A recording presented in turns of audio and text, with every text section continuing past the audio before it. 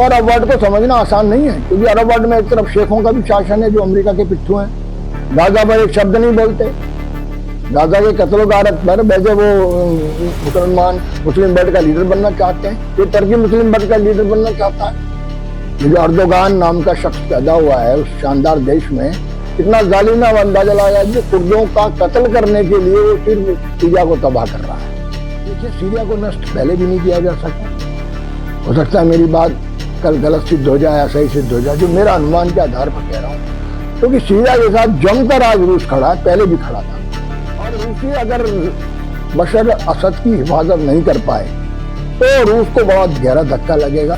बशर असद जो है, सीरिया जो है, part of this group militarily, जो कुछ भी मिलिट्री वहां पर है, मिलिट्री बेसिस है, आप जानते हैं रशिया के सीरिया में, वो असद की वजह से। अगर असद जाता है तो वो मिलिट्री बेसिस भी जाएंगे, और वो कब्जे में किसके जाएंगे? अमेरिका के, क्योंकि अल नसरा को, या ये जो नया नाम अल नसरा को मिला है, हयात तहरीर अल शाम, ये जो तंजीम है इसके कब्जे में जाएंगे। ये किसकी तंजीम है? किसके द्वारा बैक्ड है? नाटो द्वारा बैक्ड है। तो रशिया ये कैसे तस्लीम कर लेगा, कैसे स्वीकार कर लेगा मिलिट्री डिफीट अपनी? ये मेरा अपना सोचना है, हो सकता है मैं गलत हूँ या सही हूँ, तो भविष्य बताएगा, ये आज नहीं कह सकता मैं। लेकिन मेरा जो मिलिट्री कैलकुलेशन है वो ये कि बशर अल असद को पराजित करना अभी नामुमकिन है। Strategically he can leave that दमिश्क, स्ट्रेटेजिकली इट इज पॉसिबल कि दमिश्क may be captured by this forces, लेकिन ये लड़ाई लंबी चलेगी। एक बार ISI ने भी तो आधा कब्जा कर लिया था सीरिया को, याद नहीं आपको? आधा तो इराक को कब्जा कर लिया था, नहीं कर लिया था? फिर क्या हुआ? अल बगदादी का हसन सारी दुनिया ने देखा है। पश्चिमी एशिया में जो इजराइल के खिलाफ पूरी जो लड़ाई है, वो कौन लड़ रहा है? ठीक है, ईरान लड़ रहा है। हुती कैसे लड़ लेंगे उनके बिना? हिजबुल कैसे लड़ लेंगे उनके बिना? हमास कैसे लड़ लेगा उनके बिना? नहीं लड़ सकता ना। तो अर्दोगान साहब तो इस्लाम के नाम पे कलंक है, मैं तो ये मानता हूँ। अपने आप को इस्लाम वर्ल्ड का नेता बताते हैं वो, और बड़ी बड़ी बातें भी करते हैं। अब तीसरा जब अगर विश्व युद्ध हो गया, जैसा कि लोग प्रिडिक्ट कर रहे हैं, बड़े बड़े स्ट्रेटेजिशियन कह रहे हैं कि हम ब्रिंक पर हैं, हम कगार पर खड़े हैं विश्व युद्ध के, तो इस बार सबसे ज्यादा तबाही आप देखिए अमेरिका की। दोनों विश्व युद्धों का बदला जो है अमेरिका को चुकाना पड़ेगा, क्योंकि दोनों विश्व युद्धों में भूमिका कूटनीतिक अमेरिका की रही है, बस फायदा अमेरिका ने उठाया। और वेस्ट जो है वो सीरिया के को तबाह करने पर बहुत फिर से उतारू है। पहले भी अल नसरा को जो इमदाद मिली, जिसको अब दूसरा नाम दिया गया है हयात तहरीर अल शाम, है ना, उसका लीडर वही है जो अलकायदा के साथ जिसका गहरा ताल्लुक था। 2016 के बाद जब बहुत बदनाम हो गया अलकायदा, वर्ल्ड ओवर उसको बैन कर दिया गया, तो इन्होंने उससे अपने को अलग कर लिया। लेकिन इनका पूरा मिजाज वही है जो अलकायदा का था, क्योंकि बशर अल असद और इसके अब्बा जो पहले राष्ट्रपति थे, दोनों का मिजाज वामपंथी है। तो नेचुरली ये लोग, ऐसा स्ट्रेटेजिकल स्थिति है सीरिया की, आप जानते हैं कि वो ऐसा उसका ज्योग्राफिकल वो है कि उससे पूरा का पूरा वेस्ट एशिया कवर होता है। इधर इजराइल, उधर लेबनान, इधर टर्की। अब उसकी स्ट्रेटेजिकल पोजिशंस को जरा ध्यान रखिए, इसलिए सीरिया बड़ा इंपॉर्टेंट है। इसलिए सीरिया को खत्म करने की साजिश अमेरिका ने की शुरू से, खासतौर से बशर अल असद के खिलाफ जो जंग शुरू हुई, उसकी पूरी इमदाद बिल क्लिंटन ने अरबों खरबों रुपया अल बगदादी को दिए थे। IS का जो सरगना था, जिहादी सरगना, जिसका बाद में कत्ल कर दिया गया, वो शख्स जो था वो अमेरिका के पैसे पे पलता था।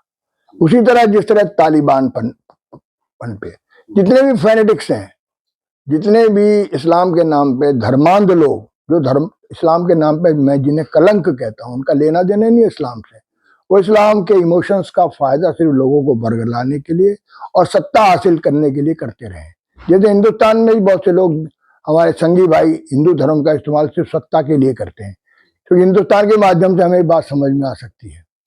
जैसे आपने देखा कश्मीर में भी जिहाद के नाम पे सत्ता की लड़ाई हो रही है। जिहाद वो नहीं है जो इस्लाम ने कहा है, जिहाद का असली मकसद तो यह कि अपनी बुराइयों के खिलाफ जंग करो, जो मोहम्मद साहब ने कहा है।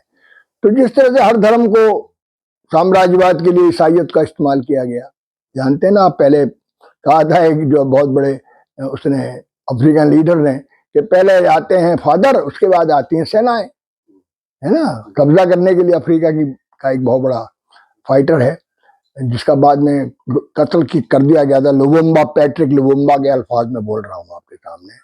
बिल्कुल यही स्थिति इस्लाम की हुई है दुनिया में। जिनका कोई लेना देना नहीं है आचरण में इस्लाम से, वो इस्लाम का नारा सबसे ज्यादा लगा रहे हैं। तो ये इस्लाम का नारा लगाने वाले ये हमारे अल नसरा के लोग, जिनको तहरीर तहरीर हयात तहरीर अल शाम के नाम से जिनका संगठन है, वो अल नसरा ही है बेसिकली। अब नया नाम दे दिया गया अल नसरा, जब तक जब अलकायदा के साथ इसका गहरा ताल्लुक था। ऑफिशियली दे हैव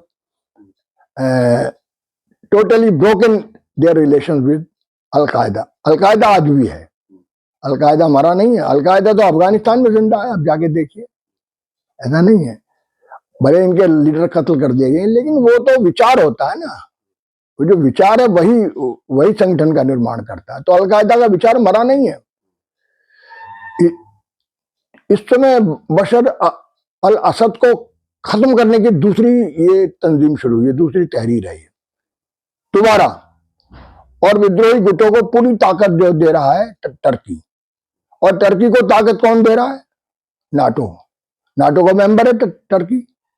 अमेरिका उसका सरगना है नाटो का, जिसे आप नॉर्थ अटलांटिक ट्रीटी ऑर्गेनाइजेशन कहते हैं पूरे अर्थों में। वो एक मिलिट्री ऑर्गेनाइजेशन है। वार्सा पैक्ट के विरुद्ध वो पश्चिम में उदय हुआ था। वार्सा पैक्ट तो खत्म हो गया क्योंकि सोवियत यूनियन समाप्त हो गया, लेकिन वो नाटो अभी तक जिंदा है। उसी नाटो का कहर पूरा गाजा में भी है, क्योंकि विदाउट नाटो नेतन्याहू कुछ नहीं कर सकते। तमाम लेटेस्ट वेपन, तमाम हथियार, आप जानते हैं कितना अरबों खरबों रुपया बिडेन अभी जाते जाते दे रहे हैं उसको। अभी तो आने वाले दौर में हो सकता है ट्रंप उतना ना दे पाए उन्हें, हो सकता है वो शांति की बात कह चुके हैं अपने इलेक्शन में कि मैं शांति की स्थापना करूंगा। मुझे नहीं मालूम वो कितना सच बोल रहे हैं, कितना झूठ बोल रहे हैं, क्योंकि अमेरिकन पॉलिटिक्स तो ऐसी है ना, जो कहती है वो करती नहीं है ना, वो एकदम उल्टा करती है उसके। उनके लिए राष्ट्रीय हित, अपने हित, साम्राज्यवाद के हित सर्वोपरि हैं। उनके लिए इंसानियत के हकूकों का कोई मतलब नहीं है। वो ह्यूमन राइट का केवल तमाशा करते हैं, पाखंड करते हैं। जितने ह्यूमन राइट्स का वायलेशन गाजा में हुआ है, धरती पर कभी नहीं होगा। वर्ल्ड वॉर सेकेंड में हुआ था खाली यहूदियों के खिलाफ, उतना कत्लो गारत जिसे हम नस्लकुशी कहते हैं ना, वो यहूदियों की हुई है, 60 लाख यहूदियों की। जिस तरह की नस्लकुशी गाजा में हमने देखी, अभी रिसेंट चल रही है, बल्कि जारी है, अभी खत्म नहीं हुई है। वो बच्चे, छोटी छोटी महिलाएं, हॉस्पिटल्स पे बम, आप नजारा देख नहीं सकते अगर आपके सामने वो, आपकी हिम्मत नहीं है उसको देख पाए। तो इतना जुल्म और सितम ढाने वाला कौन है? खाली नेतन्याहू है क्या? उसके पीछे जो ताकतें खड़ी है अमेरिका। इसी तरह सीरिया की हालत है। 1 करोड़ 20 लाख लोग जो हैं वो मारे, अभी दरबद्ध हुए हैं, अभी ज्यादा दिन नहीं हुए, 5 लाख लोग मारे जा चुके हैं सीरियन युद्ध में पहले। और वो वहशत और वो दरिंदगी जिसे आप कहते हैं ना, वो कत्लो खून जारी है। तो अरब वर्ल्ड को समझना आसान नहीं है, क्योंकि अरब वर्ल्ड में एक तरफ शेखों का भी शासन है जो अमेरिका के पिट्ठू हैं, गाजा पर एक शब्द नहीं बोलते। गाजा के कत्लो गारत पर वैसे वो मुस्लिम वर्ल्ड का लीडर बनना चाहते हैं। ये टर्की मुस्लिम वर्ल्ड का लीडर बनना चाहता है। ये जो अर्दोगान नाम का शख्स पैदा हुआ है उस शानदार देश में, कितना जालिम अंदाजा लगाया कि कुर्दों का कत्ल करने के लिए वो सिर्फ सीरिया को तबाह कर रहा है, जबकि रिसेटलमेंट अरब वर्ल्ड का हुआ है। ऑटोमन एम्पायर खत्म हुआ, ऑटोमन एम्पायर के बाद टर्की की नई सीमाएं बनी। टर्की एक बहुत सोशलिस्ट कंट्री बना। कमाल पाशा के नेतृत्व में जनरल कमाल पाशा थे जिन्होंने टर्की को टर्की बनाया, आज का आधुनिक टर्की बनाया, मोस्ट मॉडर्न टर्की बनाया, मोस्ट सेकुलर टर्की बनाया। लेकिन अब इसमें रशिया ईरान का क्या नुकसान है, इजराइल और अमेरिका का और टर्की का क्या फायदा है? देखिए, टर्की का तो सिर्फ एक ही फायदा है, बशर अल असद बरसर इक़्तिदार नहीं रहते हैं, अगर वो सत्ता नशीन नहीं रहते हैं, तो वो कुर्दों का सफाया कर सकता है। कुर्द उसकी आंख का काटा है, क्योंकि कुर्दों को बहुत बड़ी ताकत सीरिया में मिली है, जैसे इराक में मिली है ना, एक ऑटोनॉमी मिली है। उस पर कुर्दों पर मैंने एक वीडियो भी बनाया था, शायद आपने देखा हो उसे। मैंने बहुत तफसील के साथ बताया था कुर्द कौम क्या है। इस वक्त उसकी हम तफसील में नहीं जा रहे हैं कुर्दों की। ये कुर्द बहुत लड़ाके कौम रही है, बहुत लड़ाकी कौम रही है, लंबे वक्त तक लड़ी है अपनी आज़ादी के लिए, और वो चाहते हैं कुर्दिस्तान बनाना। लेकिन वो क्योंकि 5 मुल्कों में फैले हुए हैं, तो अब ये मुमकिन नहीं हो पा रहा कि एक मुल्क बना सके। कुछ टर्की में है, कुछ सीरिया में है, कुछ इराक में है, कुछ ईरान में है। ये 4 मुल्कों में मेन है। ईरान भी उनको मदद कर रहा है। इराक ने तो उनको ऑटोनॉमी दे दी है, अभी लेटेस्ट सीरिया ने भी एक ऑटोनॉमी दे दी है उनको। टर्की उनको किसी तरह तस्लीम करने के लिए तैयार नहीं है, टर्की उनको खत्म करना चाहता है। ये अर्दोगान की सबसे बड़ी समस्या है। वो आज सीरिया का दुश्मन इसलिए नहीं है कि वो बशर असद से उसका कोई पैज है या दुश्मनी है, उसकी दुश्मनी कुर्दों से, क्योंकि बशर असद कुर्दों को शेल्टर करते हैं, वो उनके अधिकारों का सम्मान करते हैं, उन्होंने उनको जगह दिए रहने के लिए, पूरी ताकत दिए, तो ये टर्की चाहता है। दूसरी बात आपने जो बताई कि सीरिया जो है अब क्या होगा, देखिए सीरिया को नष्ट पहले भी नहीं किया जा सका, हो सकता है मेरी बात कल गलत सिद्ध हो जाए या सही सिद्ध हो जाए, जो मेरा अनुमान के आधार पर कह रहा हूं, क्योंकि सीरिया के साथ जमकर आज रूस खड़ा है, पहले भी खड़ा था। आपको याद होगा जिस वक्त बगदादी तहस नहस करने के लिए तैयार था, उसने ISIS बनाई थी ना, याद है ना आपको, वो इराक और सीरिया वाली थी, इस्लामिक स्टेट के नाम से बनी एक, वो क्या हुआ उसका, सीरिया पर ये बगदादी को किसने मारा, रूसी बमबाजों ने। अब रूसी अगर बशर असद की हिफाजत नहीं कर पाए तो रूस को बहुत गहरा धक्का लगेगा, और रूस के साथ जो अलायंस खड़ा है आज यूक्रेन वॉर में भी, आप देखिए ईरान उसके साथ है, उसके साथ चीन है, महाशक्ति है आज वो, चीन अमेरिका की तरह ही, रूस उतनी बड़ी महाशक्ति ना है, लेकिन ये दोनों मिलकर अमेरिका से बड़ी शक्ति बन जाते हैं। तीसरा ईरान मिल गया, अब तो कोरिया भी जा मिला है, जिसके बाद परमाणु बम से लेकर अणु बम, लेटेस्ट एटॉमिक वेपन्स हैं, आप जानते हैं। उनके योद्धाओं ने एक बार हरा चुके हैं वो लोग अमेरिका को, 1952 याद होगा आपको, they have defeated America like Vietnam. उनको कम मत समझिए कोरियंस को, आप कोरियंस का हिस्ट्री पढ़िए आप। तो मैंने इसलिए बताया कि ये नया एक कोल्ड वॉर की सिचुएशन है, जिसमें टू पोलर वर्ल्ड बन चुका है। वन पोलर वर्ल्ड तो नाटो के साथ पहले से ही है, नंबर 1 था वो, उसके खिलाफ कुछ नहीं था सोवियत यूनियन टूटने के बाद, लेकिन after the decline of Soviet union in 1991 it has become one polar world. Now again it has become a two polar world. China, Russia, Iran and Iraq. This Korea. Consolidated ये 4 देश militarily जुड़े हुए हैं, तो आसानी से बशर तो इनका हिस्सा है। बशर असद जो है, सीरिया जो है, is a part of this group militarily. जो कुछ भी मिलिट्री वहां पर है, मिलिट्री बेसिस है, आप जानते हैं रशिया के वहां सीरिया में, वो असद की वजह से ही है।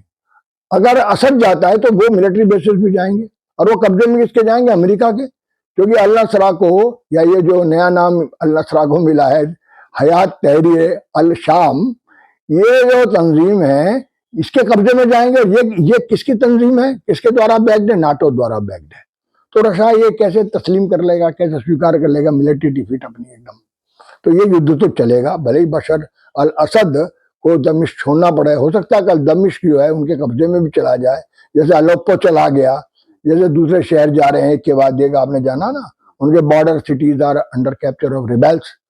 लेकिन अल्टीमेटली ये युद्ध लंबा होगा, उतना ही लंबा होगा जितना लंबा ये गाजा का चल रहा है। इसमें आप नहीं कह सकते कि अभी जो है हिजबुल को पराजित कर दिया गया है, इसमें हम नहीं कह सकते हमास को तहस नहस कर दिया गया, still war is going on, it is like that same situation.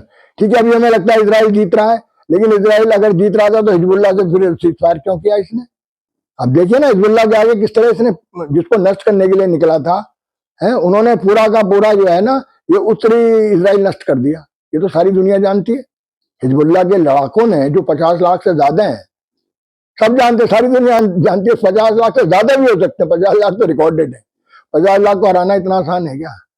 50 lakh फौज नहीं इजराइल के पास, इजराइल के पास सिर्फ 5 लाख रेगुलर आर्मी है, कुल आबादी 90 लाख है।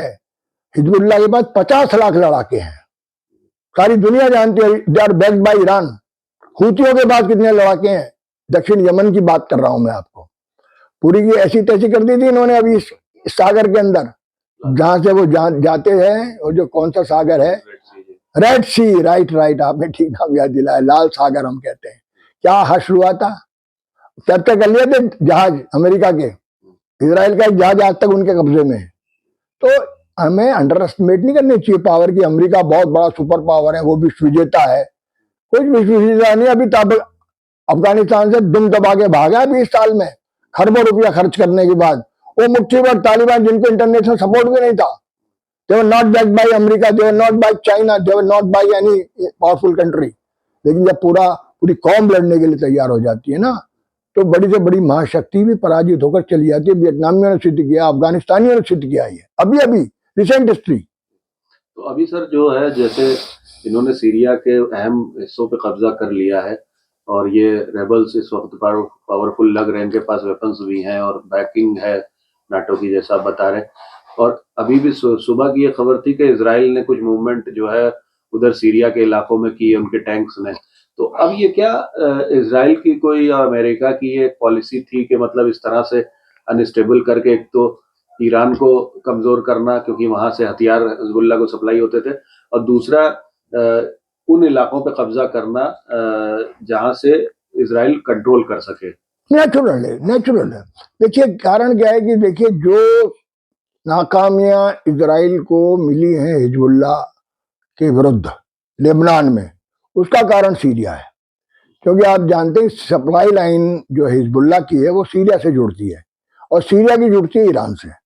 जितने भी वेपन्स मिल रहे हैं इस समय इजराइल के विरुद्ध, वो ईरान उसका सप्लायर है, सब सारी दुनिया जानती है, इसमें कोई ओपन सीक्रेट है। वो भले ही पीछे से कहीं से भी आ रहे हैं, पीछे तो आप जानते हैं रूस खड़ा है, चीन से आ रहे हैं, ईरान के पास कहाँ इतने वेपन धरे हैं, लेकिन जो सप्लाई लाइन है, Russia is not directly supplying ammunition to or arms to Hezbollah. They are not even supplying arms and ammunition to Houthis. It is through Iran. क्योंकि ईरान खुलकर मैदान में है, रूस खुलकर मैदान में नहीं आना चाहता because they are already entangled Ukraine war. लेकिन यूक्रेन वॉर को हमें आइसोलेशन में नहीं देखना चाहिए। वो जानते हैं कि अगर यहाँ युद्ध होगा और यहाँ पराजित होंगे अमेरिकन गाजा में और इसमें सीरिया में, तो उसको फायदा मिलेगा उसका। ट्रम्प साहब आने वाले हैं, अब देखिए क्या क्या तमाशा करते हैं, क्या पॉलिसी अपनाते हैं। बातें तो बड़े बड़े करके आए कि यूक्रेन युद्ध रोक देंगे, गाजा का कत्ल गारत रोक देंगे। बताइए, आपको पुनः पूरे अपने भाषण सुनोगे, आप तो इतने बड़े जर्नलिस्ट हैं, आप जानते हैं इस बात को अच्छी तरह, मुझे बताने की जरूरत नहीं है आपको। तो ये कहानी है।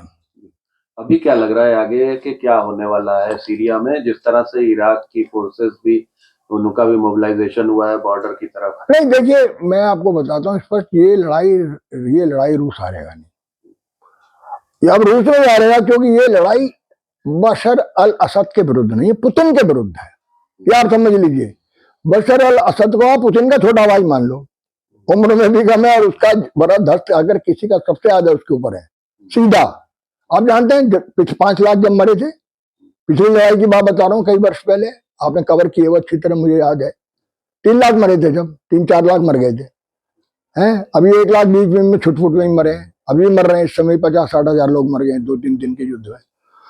तो ये लड़ाई अगर बशर अल असद हारते हैं तो इसका मतलब पुतिन हारता है। यूक्रेन में इसका मतलब ये है कि वो लड़ाई पुतिन हार रहा है। एक एलाइट खोने का मतलब आप जानते हैं ना, अगर मान लिया ये हार जाए, कोरिया का जो बादशाह है, बादशाह ही कहता हूं मैं उसे, डिक्टेटर है वो, तो पुतिन हार गया। नहीं हारा तो चीन भी हार गया, क्योंकि ये सब एक दूसरे से बेहद मिलिट्रीली जुड़े हुए लोग हैं। इसलिए आप ये मेरा अपना सोचना है, ये हो सकता है मैं गलत हूं या सही हूं, ये तो भविष्य बताएगा, ये आज नहीं कह सकता मैं। लेकिन मेरा जो मिलिट्री कैलकुलेशन है वो ये कि बशर अल असद को पराजित करना अभी नामुमकिन है पूरी। Strategically he can leave that दमिश्क, स्ट्रेटेजिकली इट इज पॉसिबल कि दमिश्क may be captured by this forces, लेकिन ये लड़ाई लंबी चलेगी। एक बार आईएसआई ने भी तो आधा कब्जा कर लिया था सीरिया को, याद नहीं आपको? आधा तो इराक को कब्जा कर लिया था, नहीं कर लिया था? फिर क्या हुआ? अल बगदादी का हश्र सारी दुनिया ने देखा है, और आधा सीरिया और आधा इराक उसके आधिपत्य में था, उसकी फोर्सेस के। कुछ नहीं होता इन विद्रोहियों से, कुछ नहीं बन पाएगा। खुलकर अमेरिका क्यों नहीं मदद कर रहा? थ्रू टर्की करा रहा है, क्योंकि वो इसको प्रतिबंधित संगठन घोषित कर चुका है अल नसरा को ऑफिशियली, क्योंकि देवर कनेक्टेड टू अलकायदा, जिन्होंने न्यूयॉर्क ट्रेड सेंटर ढाया था। दुनिया को मुंह नहीं दिखा सकते अगर खुल के आएंगे सामने, तो किस मुंह से जो है जिहादियों का विरोध करेंगे? ये जो तहरीर जो है हयात तहरीर अल शाम है, ये जो नया संगठन बनाया है, इसका लीडर वही है, इसकी आइडियोलॉजी वही है। अल नसरा नाम बदल दिया गया सिर्फ, तो नाम बदलने से कुछ नहीं होता। क्यों साहब? ये वही लोग हैं, वही चेहरे हैं, वही लीडर हैं, उनके वही तौर तरीके हैं कत्लो गारत के। तो इराक ने जिस तरह से आईएसआईएस को हराया, वहाँ की शिया मिलिशिया हाँ और जो संगठन बने जिसे हशर शाबी कहा, हाँ हाँ हाँ तो ये बिल्कुल, जो शिया मिलिशिया है, क्या इनका इन्वॉल्वमेंट अब होगा वॉर में? और कुछ यकीनन यकीनन। देखिए मैं बताया ना, इस लड़ाई में अग्रणी है ईरान। देखिए जो भी युद्ध चल रहा है इस समय अरब वर्ल्ड में, मैं उसकी बात कर रहा हूँ जो पश्चिमी एशिया का जिसे हम युद्ध कहते हैं। पश्चिमी एशिया में जो इजराइल के पूरा के खिलाफ पूरी जो लड़ाई है वो कौन लड़ रहा है? ठीक है, ईरान लड़ रहा है। हुती कैसे लड़ लेंगे उनके बिना? हिजबुल कैसे लड़ लेंगे उनके बिना? हमास कैसे लड़ लेगा उनके बिना? नहीं लड़ सकता ना। ईरान और कुछ और देश भी हैं, कतर भी उनमें शामिल है, जो पूरी ताकत के साथ इनकी मदद कर रहे हैं। कतर दे रहा है पेट्रो डॉलर, सब जानते हैं। और ईरान ने आधुनिकतम हथियार उन्हें दिए हैं। आज जो युद्ध है वो वीरता का युद्ध नहीं है, वो टेक्नोलॉजी का भी युद्ध है। खाली वीरता से कोई युद्ध नहीं लड़ा जा सकता। वीरता तो रहती है युद्ध में, मरना, आगे आगे मरता योद्धा, लेकिन बिना हथियारों के थोड़ा ना मरेगा। लेटेस्ट वेपन चाहिए उसको लड़ने के लिए, टेक्निक दृष्टि से। वो लेटेस्ट वेपन कौन किसके पास है? वो रूस के पास है। रूस दे रहा है ईरान को, ईरान दे रहा है इनको। सिंपल। चीन से भी आ रहा है, चीन से बड़ी भारी वेपनरी आ रही है, आप जानते हैं। रूस की पूरी वॉर कौन लड़ रहा है? चीन। रूस के पास है इतने हथियार? रूस के पास क्या इतने हथियार हैं? वो तो खत्म हो गया होता, कब कब हो गया, 3 साल हो गए लड़ाई को चलते हुए। ये तीनों के तीनों एक दूसरे के साथ एकजुट हैं। सीरिया पर इसलिए ये पूरा की पूरी ताकत लगाई गई क्योंकि ये जो ग्रुप विद्रोही गुट हैं ये अमेरिकन क्रिएटेड है, जिस तरह Taliban was creation of America. Osama bin Laden को पूरी ताकत किसने दी? सारी दुनिया जानती है। क्या साहब, ओसामा बिन लादेन ने फिर अमेरिका का क्या किया ये भी सारी दुनिया जानती है। क्या साहब, सोवियत यूनियन को पराजित करने के लिए उसने कोई दूरदृष्टि नहीं बनाई। ये कहा कि इससे तो सोवियत यूनियन नष्ट हो जाए, कोई भी नष्ट कर दे उसे। तभी तो तालिबान को खड़ा किया गया। तभी तो ओसामा बिन लादेन, अल जावारी, इन फैनेटिक जितने भी इस्लाम के नाम पे जो धर्मांत संगठन खड़े किए, किसने किए? बगदादी को किसने हथियार दिए थे? बिल क्लिंटन ने दिए थे ना, उनकी बेगम ने दिए थे ना, हेनरी क्लिंटन ने। क्या साहब, सब ये तो ओपन सेक्रेट, इसमें कोई ऐसी बात नहीं जो कहीं किसी से दुनिया में किसी से भी छुपी है। क्यों? तो इसलिए ये जो पूरी की पूरी स्ट्रेटेजी है, ये सीरिया को इसलिए नष्ट करने की कोशिश की गई है इस बार विद्रोही गुटों को, क्योंकि सीरिया को कैप्चर करने का मतलब है हिजबुल को कमजोर करना, हिजबुल्ला को, लेबनान के। क्योंकि सारी सप्लाई लाइन हिजबुल्ला को, मैंने बताया ना, बहुत लड़ाके उनके पास है। 50 लाख लड़ाके अनुमानित उनके पास हैं दुनिया में, हिजबुल्ला के। लेबनान में ही है बहुत ज्यादा तो। और हिजबुल्ला को आप ये मत माने कि सिर्फ वो लेबनान का संगठन है। कुल 30-35% से कम शिया नहीं है टोटल पॉपुलेशन का। टोटल पॉपुलेशन का जो मुस्लिम पॉपुलेशन 200 करोड़ बताई जाती है, 35% शिया हैं। अब अंदाजा लगाइए क्या ताकत है शियाओं की। सारी ऑल ओवर वर्ल्ड की बात कर रहा हूँ, इंक्लूडिंग इंडिया। आज इस युद्ध में कौन नेतृत्व कर रहा है? अमेरिका के विरुद्ध शिया कर रहे हैं। हालांकि हम मुसलमानों में डिवीजन करना उचित नहीं समझते जातियों के आधार पर। सुन्नी भी बहुत सारे शानदार लड़ाके रहे हैं। सद्दाम भी सुन्नी था, बड़ा शानदार लड़ाका था। क्यों था? गद्दाफी भी सुन्नी था। शिया सुन्नी का भेद मैं नहीं बता रहा हूँ, लेकिन इस लड़ाई में जो इस समय वर्तमान लड़ाई चल रही है, इसमें जो ताकतवर शिया है वही अग्रणी है। ये चांस की बात है, इट्स मैटर। हो सकता है सुन्नी जाग जाए कल को। अभी तो सोए हुए हैं सुन्नी सारे के सारे। अभी तो अमेरिकन परस्त हो रहे जो ताकत में सुन्नी, जो सुन्नी ताकत में, मैं उनकी बात कर रहा हूँ। सुन्नी पॉपुलेशन तो देखिए कितने कितने बड़े बड़े डेमोन्स्ट्रेशन और अरब कंट्रीज में हुए इजराइल के उसके हक में, हमास के और फिलिस्तीनियों के हक में। अर्दोगान का रोल इसमें किस तरह आप देख रहे हैं, और अरब वर्ल्ड का? तो अर्दोगान साहब तो इस्लाम के नाम पे कलंक है, मैं तो ये मानता हूँ। अपने आप को इस्लाम वर्ल्ड का नेता बताते हैं वो, और बड़ी बड़ी बातें भी करते हैं, लेकिन अभी बड़ी बड़ी मुश्किल से जीते हैं वो कमाल गांधी से। कितने सी वोट से जीते हैं। Is not very popular leader, अगले इलेक्शन में हार जाएंगे। तो अर्दोगान का रोल तो एक रिएक्शनरी और एक प्रतिक्रियावादी भूमिका में है वो, जो कि मुसलमानों के हक के और हकूक के विरुद्ध है। इस सेंचुरी का, जिसे आप 21वीं शताब्दी कहते हैं, जिसके 24 साल बीत गए हैं, उसमें सबसे बड़ा जुल्म हुआ है गाजा में। मैं इस जुल्म की तुलना जो है हिटलर के जुल्म से करता हूँ, जहां बेगुनाहों को गैस चैम्बर से मारा गया था, बेगुनाहों को, बच्चों को, वो सबसे बड़ा जुल्म था 20वीं शताब्दी का। एक पॉइंट पर, एक इलाके में, मैं सारे इलाकों की बात नहीं कर रहा हूं। यहां पर भी 21वीं शताब्दी जिसे हम कहते हैं ना, ये बड़ी सुनहरी शताब्दी होगी लोग कहते थे, ये कलंकित शताब्दी बना दी इन्होंने। तो इस समय अरब क्या कर रहे हैं? जबानी जमा खर्च कर रहे हैं। कोई फिजिकल हेल्प कोई इन्होंने पैलेस्टीनियंस को नहीं दी। एक कतर एक्सेप्शन है, ओनली कतर। बाकी देखिए कुवैत है, सऊदी अरब है, एक से बढ़कर एक। आप तो जानते हैं कि कहना हम भी जानते हैं, ये इस्लामिक ऑर्गेनाइजेशन करीब 50 ताकतवर मुल्क हैं जो कि ओपेक के सदस्य हैं, जो ऑयल प्रोड्यूसिंग नेशंस हैं। Those are the richest in Arab world. लेकिन वो सारी दौलत किसके पास है? शेखों के पास, सत्ताधारियों के पास। आवाम तो वैसे ही है, जी रही है। आवाम साथ है। आवाम इस युद्ध में सदा फिलिस्तीनियों के साथ रही, अब सीरियंस के साथ होगी, क्योंकि सीरियंस को सताया जा रहा है। जो बेघर बार हो रहे हैं, जो मारे जा रहे हैं, वो मासूम और निर्दोष लोग हैं, इधर के मरे या उधर के मरे। वेस्ट भी नष्ट होने से बच नहीं सकता। वर्ल्ड वार में, 2 वर्ल्ड वार में वेस्ट अपना तमाशा देख चुका है।